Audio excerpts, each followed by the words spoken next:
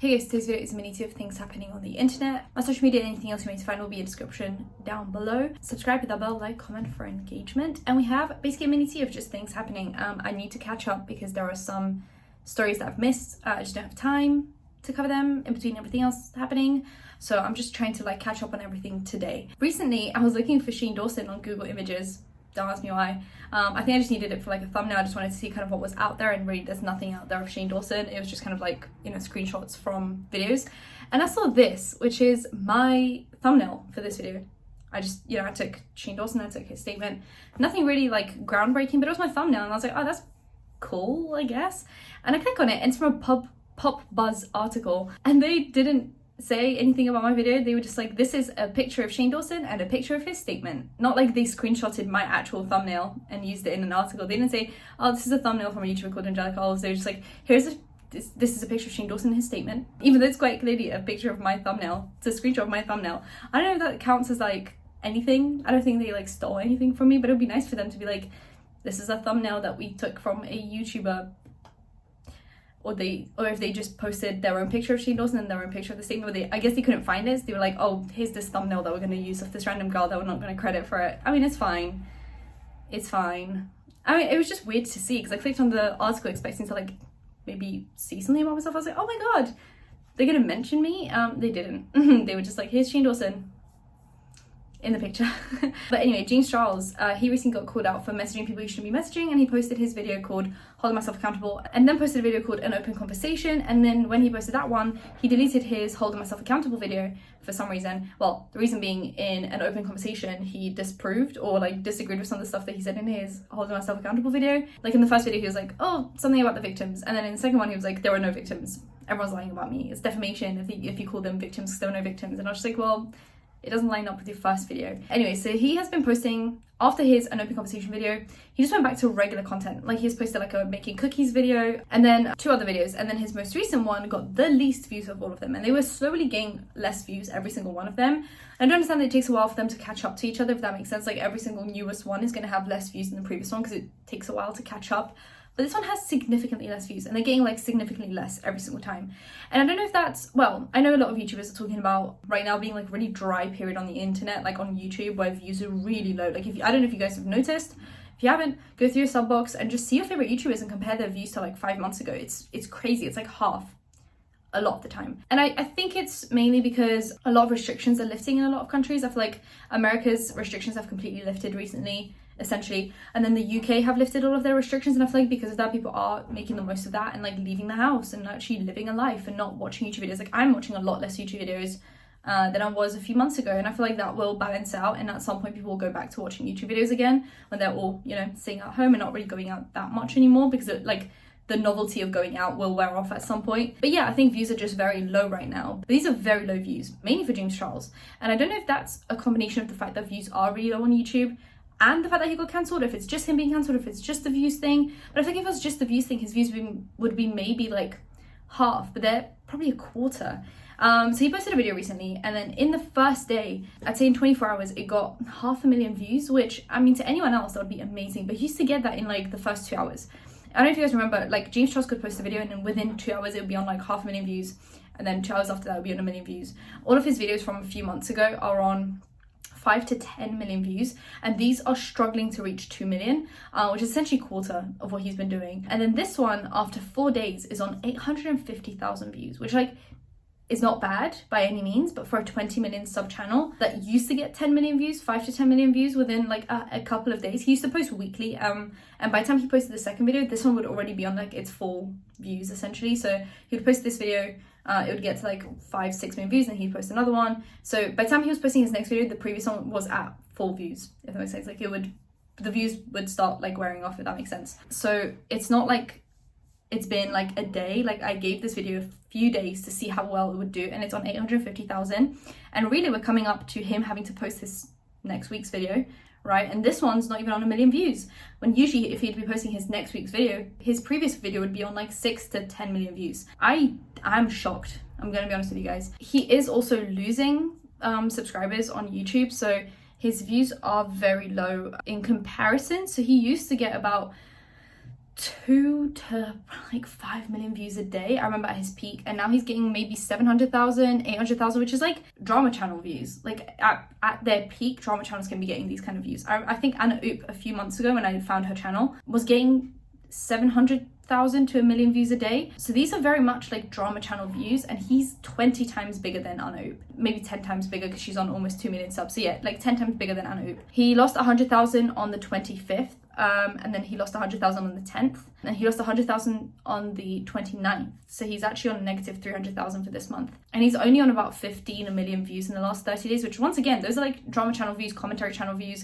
And I'm comparing it because those are the people that talk about the big YouTubers, but now the big YouTubers are getting the same amount of views as the people talking about them, which is a strange dynamic. But yeah, 15 million views is not like crazy for him. I think James Charles used to get like 100 million views a month. I just think this is a very interesting change of events. I am going to wait and see if this is the pandemic, like people going out and not watching his videos, or if this is actually him being kind of like cancelled. So I'm going to give it a few months and then come back to James Charles, and maybe I'll do a Road to Irrelevancy on James Charles. How crazy is that? Like, I used to do the series, I don't know if you guys remember it, Road to Irrelevancy. I think James Charles would be a really good comeback to that series because I think his case is very interesting and how uncancelable he was for years. Then we have Jeffree Star recently posted his Pink Religion new makeup collection, and one of them, there's this mirror that is in the shape and design of a stained glass from a church, and people are saying that he's copied that design from Kat Von D, who is his ex-friend. They used to be friends and they fell out, and they've been arguing ever since, and he even shaded her multiple times, saying that her makeup's ending up in TJ Maxx, TK Maxx, and now his makeup's in TK Maxx, and now it seems like he has copied an idea from her. So she used to have this palette called Saint and Sinner, and it was in the shape of a stained glass window from a like church, and you'd open it like that, and then he's got a mirror that looks pretty much identical. It's just pink and it's a mirror. So I don't know if this is a stretch, I don't know if this is a reach, or if this is actually him running out of ideas and going to his good old friend Kat Von D for ideas.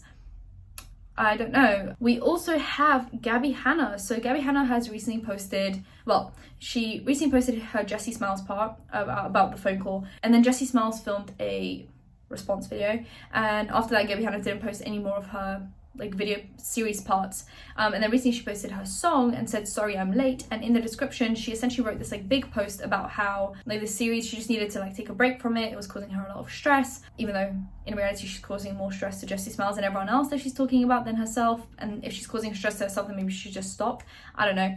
She also then said that she will be continuing the series, but that she'll be offline entirely from now on. So she'll be posting the series and not being online, right? That's what we all understood from the series, and that is just not the case. I'm gonna be honest with you guys. She's posted TikToks 3 days ago, 4 days ago. She posted an Instagram post a few days ago. She's posting on Twitter. She posted some Instagram stories, but she also posted this saying, the police just came for a wellness check and I answered the door stoned, covered in paint and wearing only my underwear and a make sure your friends are okay t-shirt. I can't believe they didn't take me away. I don't know who called a wellness check. Maybe it was like some trolls on the internet, or some of her fans might be concerned, or maybe it's like family or friends. I'm not sure who called the wellness check on her.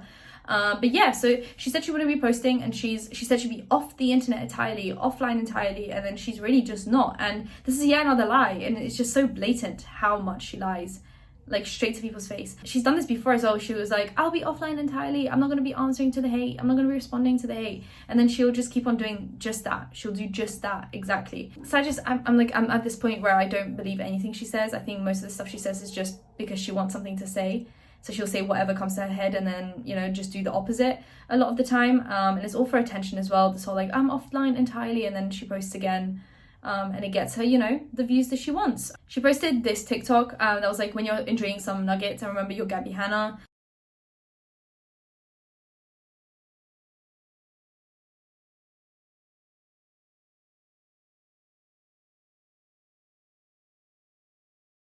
And then she posted this like one where she's doing that like weird facial expressions, like rapid movements, TikTok singing that she did, that she was like called crazy for.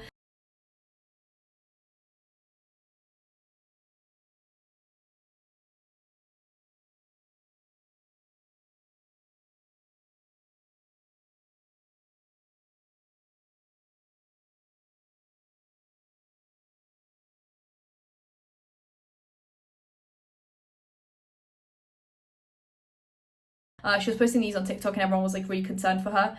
And she said on her Patreon that she was doing this to troll people and that they're like falling for it, and she's doing it again. So how can we ever take anything she says seriously when she's like, oh, I'm going through this mental health crisis, all of this stuff, and people are genuinely concerned for her? She posts on Patreon saying, haha, I'm trolling them again, can't believe they believed me. So it's like, how can we distinguish when she's actually going through a mental health crisis or when she's doing it for attention? It's very difficult to figure that out at this point. And the last story for today is Addison Rae. So she recently was obviously called out for going up to Trump and saying hi to him at an event, and she was actually called out for being a Republican ages ago. Some people found like her voting register and it said Republican on it, so people assumed that she was pro-Trump. And then some people found old tweets that she had liked that were very pro-Trump, that were like, you know, calling out Hillary Clinton for the 2016 election and then celebrating Trump winning. And then she was recently asked for comment for an article about you know, the liking of those tweets, and that she was being called out for this, and she basically said that this was all like fake and that she was hacked, and then, you know, those likes were an accident or whatever. And it's just kind of like, it's a bit of a coincidence to like that many tweets about the same thing. And people are making a big deal about this because they don't agree with Trump or they don't agree with Republicans, but also it's because she just keeps on like saying, I'm not pro-Trump, I'm not a Republican, and then more information comes out about that. It's almost like, if you're a Republican, then just say that, like just say that with your whole chest, or just don't be a Republican. Like that's just it's quite simple. And she obviously recently was at an event, and she went up to Trump because he was sitting in like her area, and she was like, oh my god, I just have to say hi to you, I'm like so happy to meet you. And people were calling her out for that. It was in like a Nelk Boys vlog. And then she was recently caught out by the Hollywood Fix, and she was asked about this, and she was answering all of the other questions, and then when it came down to that one, she just kind of like blanked and went into her Tesla. So that just speaks volumes. It's just like, you know, if you're gonna be bold enough to do that, then just be bold enough to admit it. Hi, Addison! Jane by Shiraz wants to take a selfie with you. Yeah, let's take a selfie. Yes! I can't cross the line, or they'll pull me by my hair. Yay, Redfield. Ready?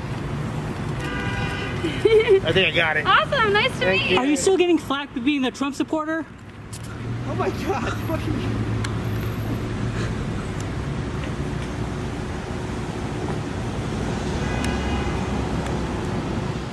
Other than that, people also saw that Dua Lipa allegedly unfollowed her. Some people have screenshots of allegedly Dua Lipa following her back in the day. So this whole event went down, and then a few days later on Dua Lipa's Instagram social page, you can see that she's unfollowed someone that says -1 for following, and then she doesn't follow Addison Rae anymore. So it seems like a little bit of an issue. Anyway, that'll be it for today's video. If you guys enjoyed it, give it a thumbs up, comment down below, anything in the comment down below, and subscribe to post videos every time something happens. So hit that bell when you know when that's happening. Social media links, any of the links in the description. I'll see you in my next one. Bye guys.